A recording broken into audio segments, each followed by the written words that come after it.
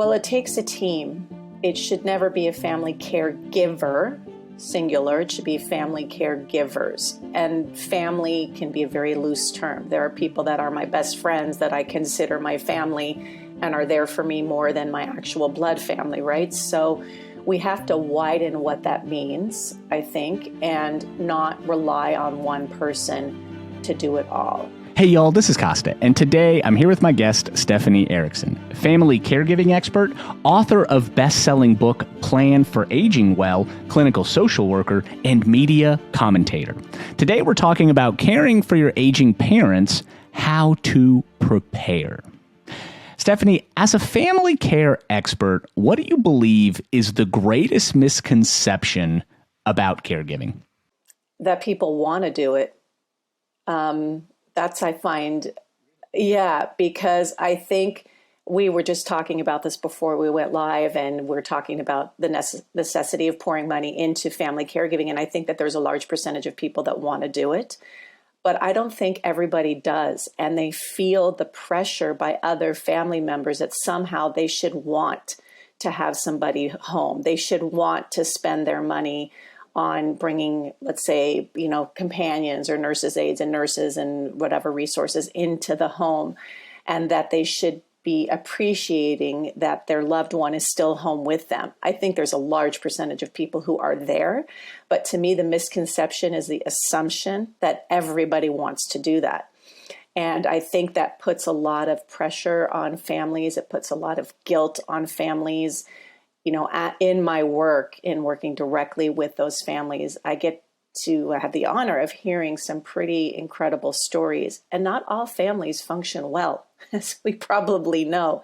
Some are really chaotic. Some family systems have a lot of trauma in them, or addiction issues, or financial issues, or other things that maybe the rest of their entourage doesn't know. And so then they're getting this pressure that they should want to take care of their father, for example, not knowing the history that maybe their father was an alcoholic and horrible to that daughter. And she doesn't want to take care of the father in that way at home, So, that sounds a little bit strange, probably, that I'm saying that, but I really think that it's just an expectation that people have that they should want to do it. And not everybody does. And it's okay to not want to also.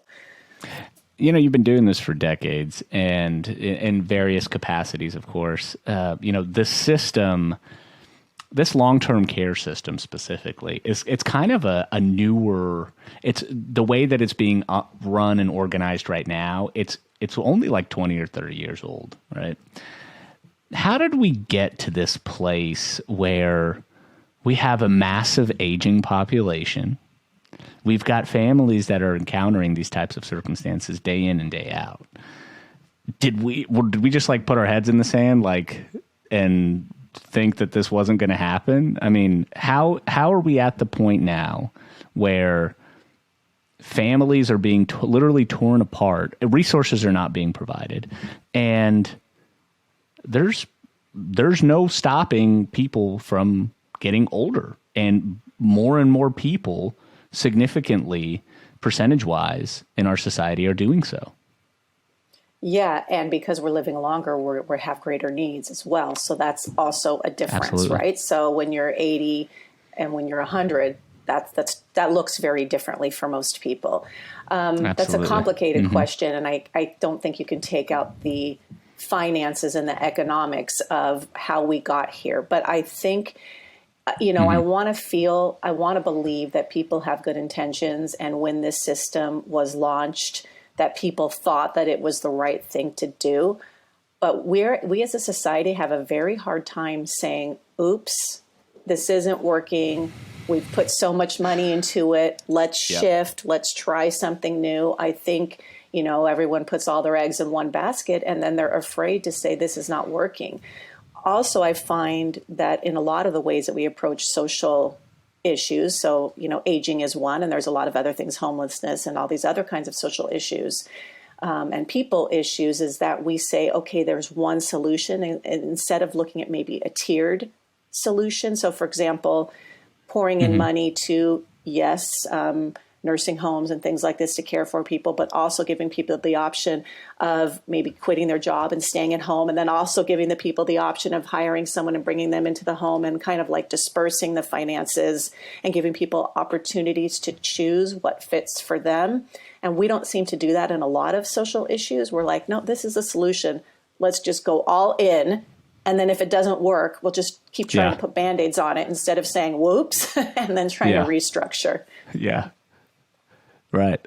Oh, and I mean, here's the thing. So I don't want to get too far into a tangent, but you are, you spent some time in Montreal, as we were talking about earlier. And Canada, I feel like, has realized we might have a problem here. I think other countries in Western Europe especially have kind of said, okay, we need longer family leave. We need to support families more instead of devoting resources to the care economy, so to speak. Why do you think the United States is so slow to come to a realization that, we need to make a change and help families? I cannot speak to the government and the leadership as to why this has happened, but I do feel like North America, and this includes Canada, by the way, I mean, they do have a good social system. I actually liked living there for the medical system, not for the aging system, but for the rest of the medical system, I appreciated very much. But the aging system is not great. The childcare system's better. They actually help you to, have daycare and stuff. They help you have daycare, but they don't help you stay at home. But you do get a year of parental leave when you have a child. Anyway, so it's a bit better on that end. The aging system's not so great there in Canada. But for me, it's in North America, we don't value that population. We have this thing in North America of we have to produce, and in order to be successful, we have to be giving back to society in a very tangible way. We have to be bettering the economy. We have to be, making those, everything is perform. How many visits did you make? How many boxes of Kleenex did you sell? How much money did you make? It's very performance oriented. And when we get older, we slow down. And there's so much other values that we can offer the world as we're aging. But North America just does not see that value. And so I think because we don't value the aging population, a system has been created that illustrates exactly that. We don't value you, we're going to send you away. So since we're operating in this system, we can't change it, or at least not within the context of this conversation. How does a family find balance between providing care for a loved one? Let's say that they don't send them to a nursing home, that they try to provide care for them either in their own home or having them move in with them. How does a family caregiver find balance in their everyday life with the kind of the day in and day out? Well, it takes a team.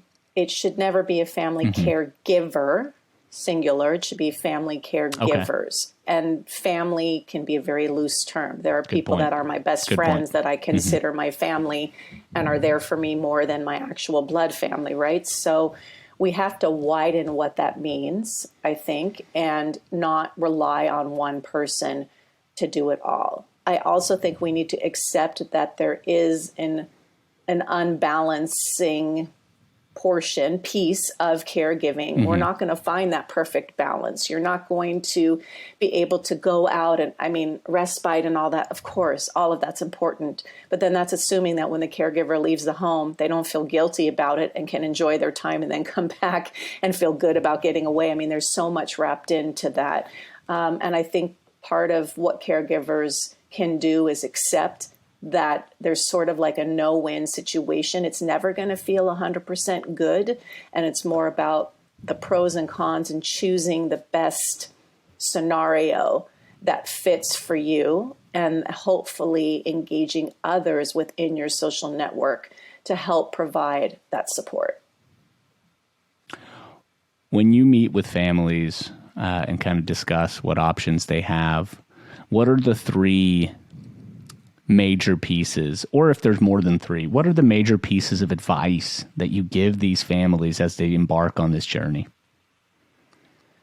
Well, I guess it depends on what kind of caregiving it is, because if you're a foster parent, caregiving, that's going to be very different than if you're a daughter caring for an aging father, or if you're a parent caring for a child with a disability.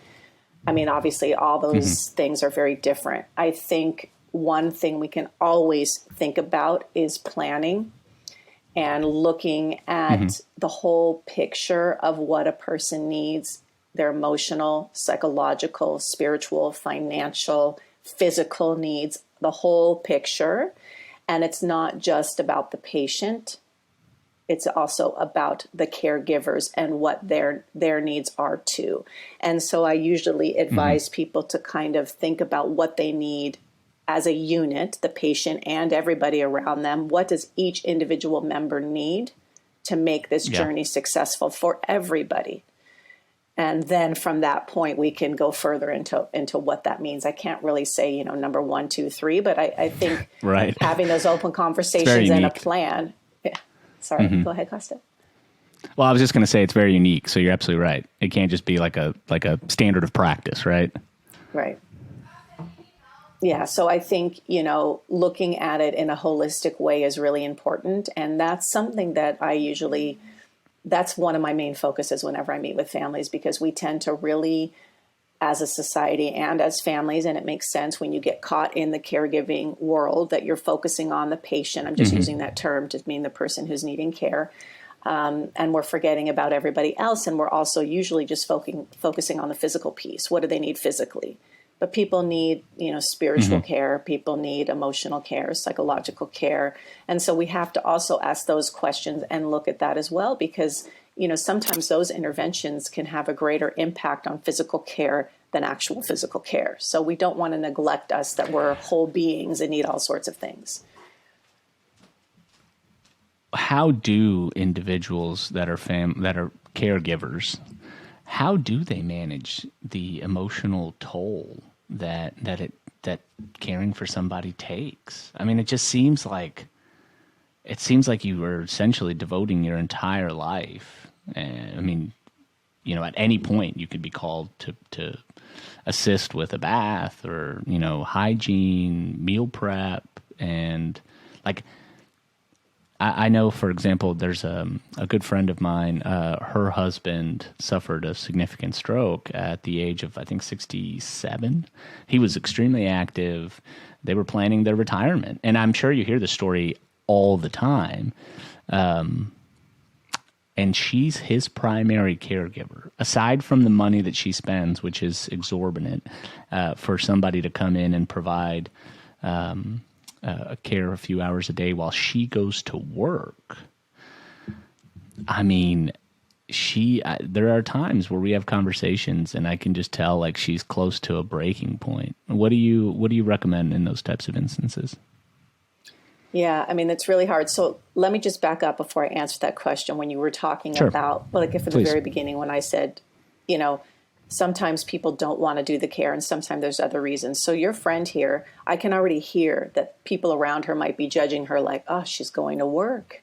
Why isn't she staying home or something like that? But, for her, that might fill her needs. She might have to get to work and remember who she is as a woman and a professional outside of her marriage. So again, that's why I said we always have to have a very open mind of what a situation is.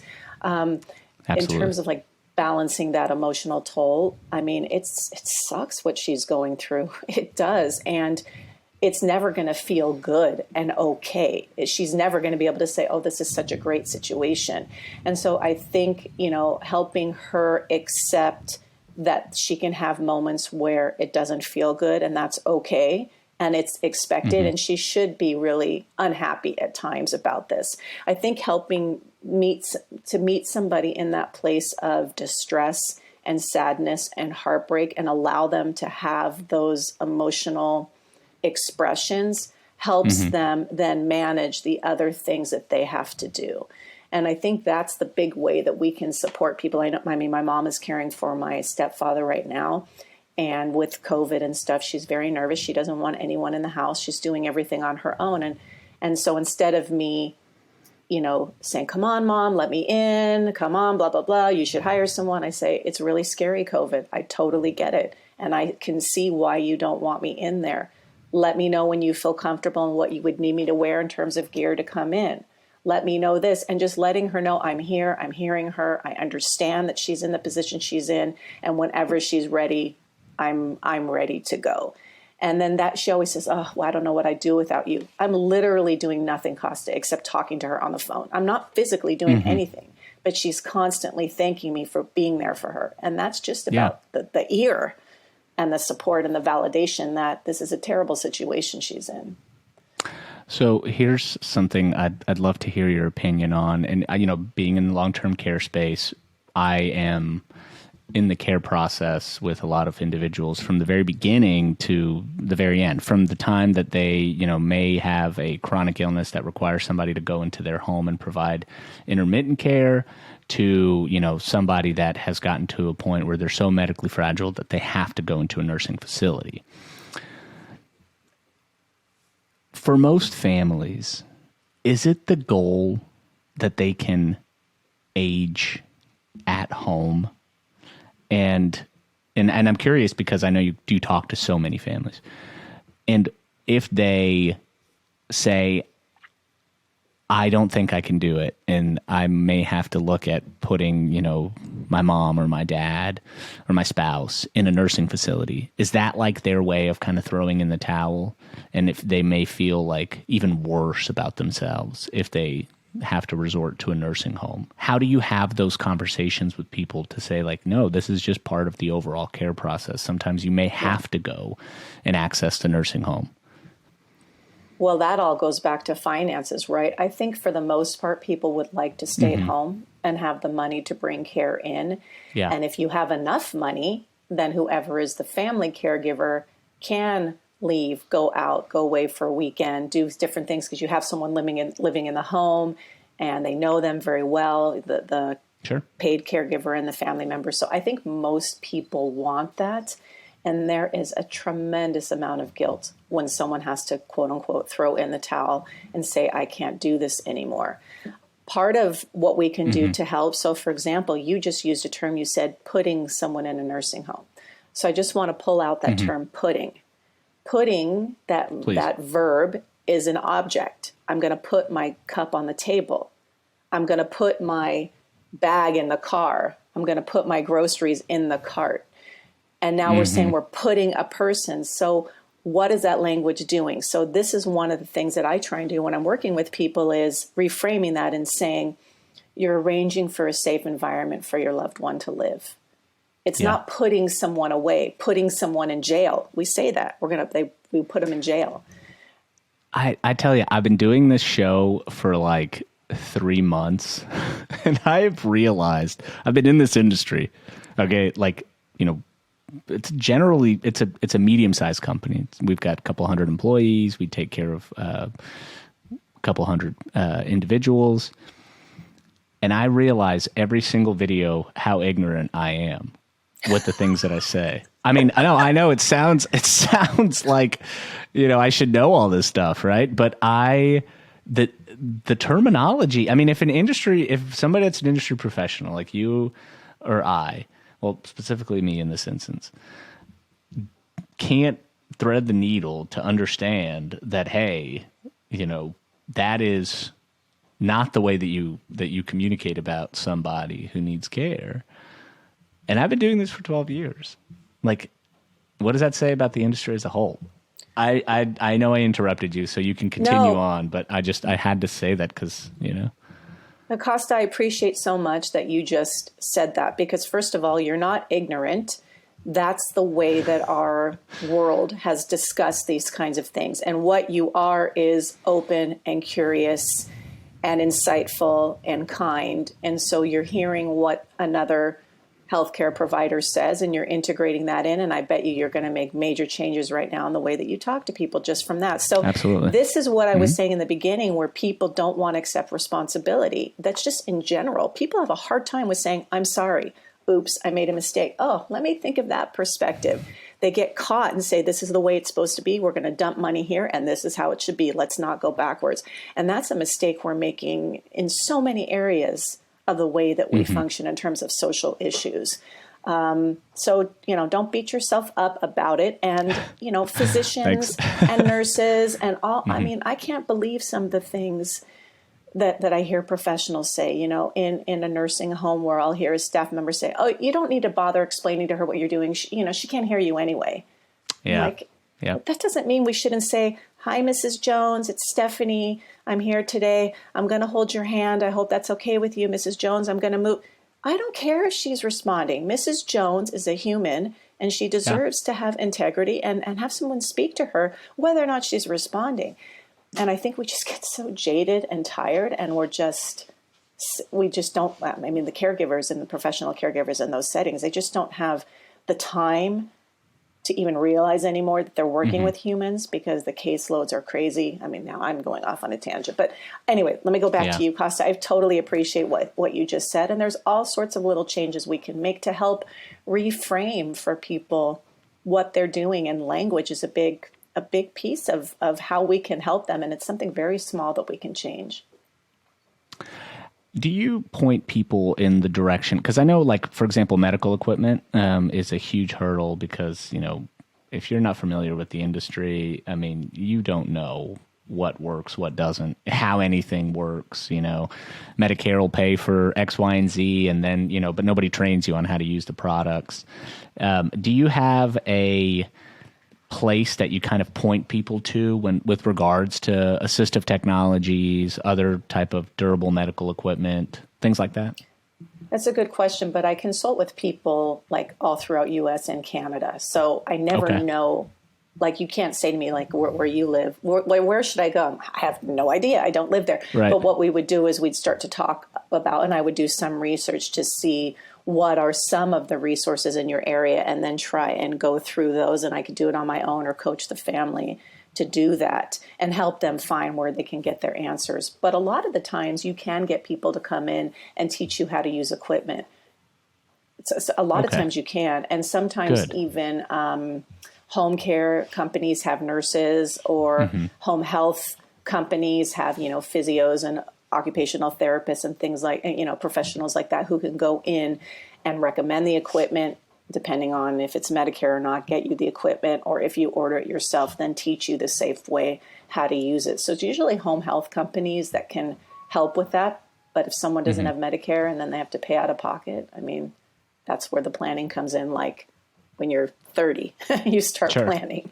And by planning, I'm assuming you're talking about like long-term care insurance, putting a care plan in place, making sure you have a living trust, all of those things. Is there anything else that I'm missing in the planning steps? Well, also all your legal documents, right? So your power of attorneys and your wills and, durable power of attorney or advanced care directive. I mean, there's different names in different states and things, but basically the legal document that says if I'm not well, this person can make decisions for me medically in my health. And if I'm not well, this person can manage my finances. I mean, that's essential. And that's not an aging issue, by the way, Kosta. I mean, you could get in an accident tomorrow and your wife needs to make decisions for you. So we should not be waiting. We should have those things in place immediately. In fact, once your children turn 18, you should have some kind of a healthcare directive, so to make sure that you as a parent can make decisions. Because what if they have a boyfriend or something like that, and then the boyfriend wants to make decisions? You're like, no. That's a good point. That's my daughter.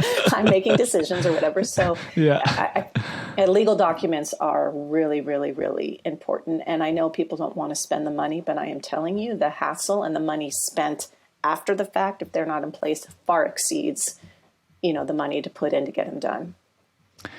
So before we wrap up, I want your opinion on what I think is probably the most important question. Do you feel like after, like I said, you've talked to 1,000 families, so you have a general thumb on the pulse of how this system is operating. Do you feel like it's improving, or do you feel like it's regressing? And if you feel like it may be regressing, what needs to happen to get us on the right track? Well, I think with the pandemic, lots of things were illuminated that we all knew who are in the industry, who others did not know.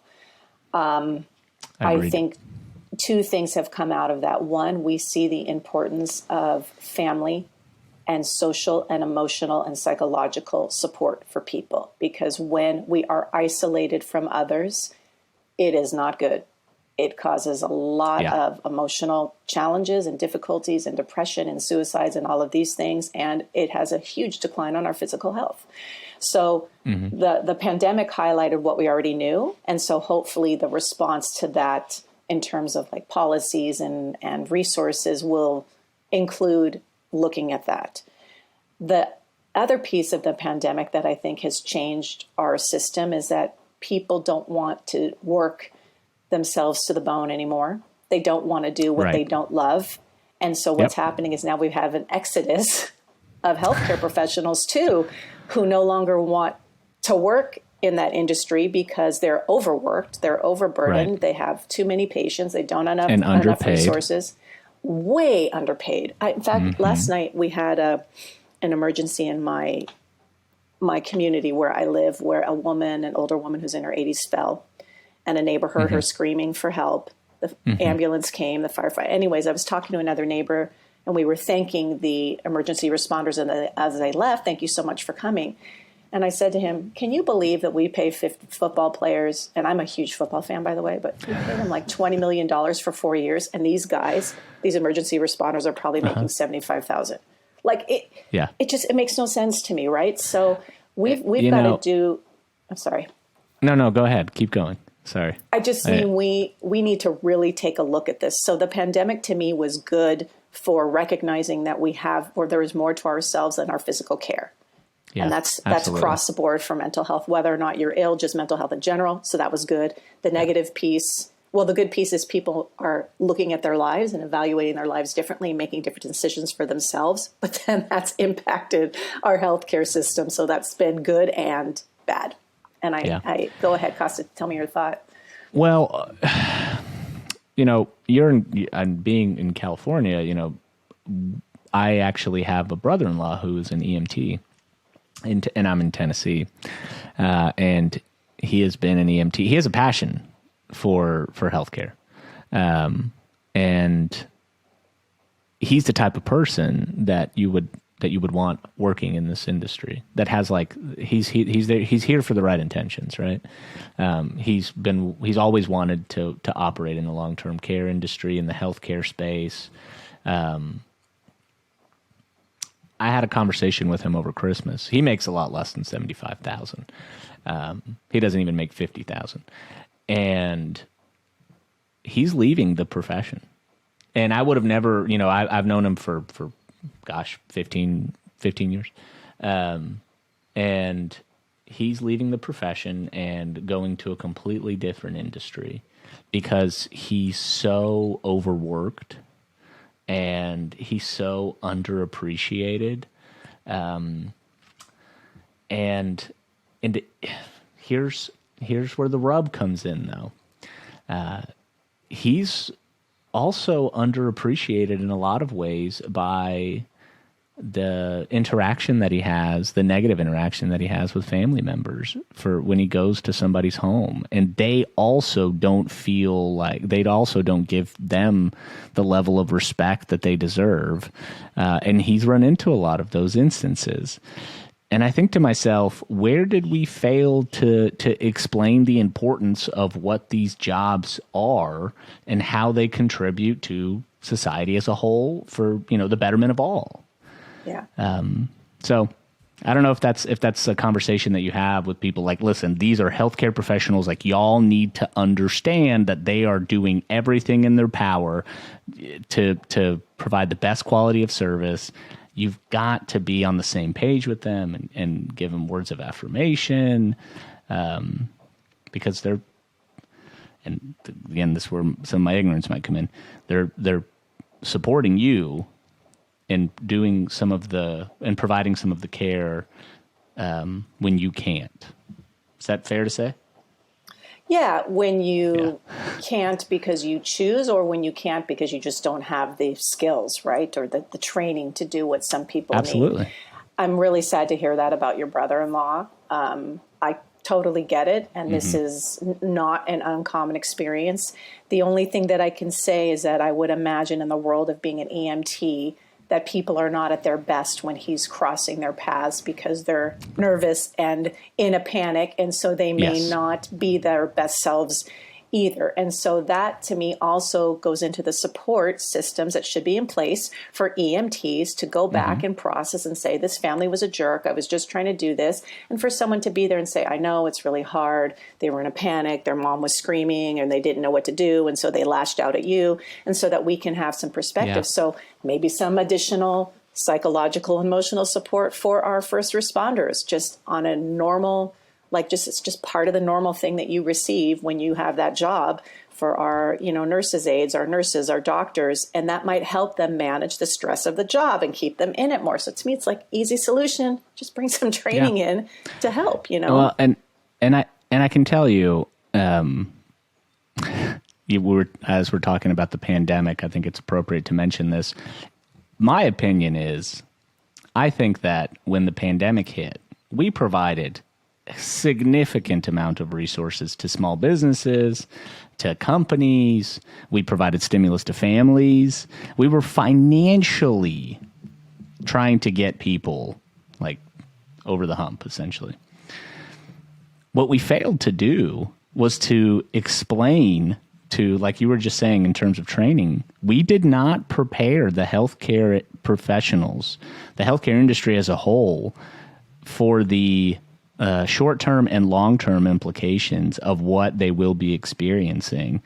And aside from, obviously incorporating travel nursing, which has since then just completely started to bankrupt hospitals all across the United States, that's been the only application to sort of help get over the hump in terms of the healthcare industry. And that's why we're experiencing this mass exodus that you're talking about. So yeah, that's my opinion, of course. Yeah, I mean, it's a very complicated issue, but I think we've solved all of the problems in this conversation, by the way. Yeah. Absolutely. I'm just hoping that, the head of CMS watches this, or, anybody from the executive branch, and picks it up and says, hey, you know what? I think we figured it out. Anyway, so we always like to end the show with a call to action.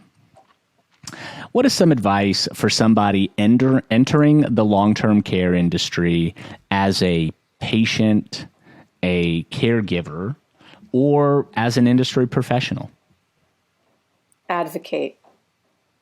You are your primary care provider. I'm my primary care provider. I need to do everything that I can for myself. And then because I have minor children, everything for them, I'm their primary care provider. And as a healthcare professional, it's the same thing, advocating for yourself. It's your life, it's your job. Advocate for yourself within the system that you work. So that, we have to keep our jobs, obviously, so there has to be a balance with, speaking up. I understand, people are worried about losing their job, but I think we all need to start pushing back on the system. And I don't mean in a negative or aggressive way. I mean, we all need to start speaking up and saying, wait a minute, this is not working. Why can we not look at the system changes, and come together in that sense? Right. And so I think, for families, my advice always is, you're the expert on your life. Nobody else is. You might need to consult with a neurologist about Parkinson's disease, but you're still the expert on how those symptoms manifest in your house and what that means for you as a family and what you need to do. So to never just defer to professionals, but that they continue, we continue to have a voice for ourselves and take charge of our own health care.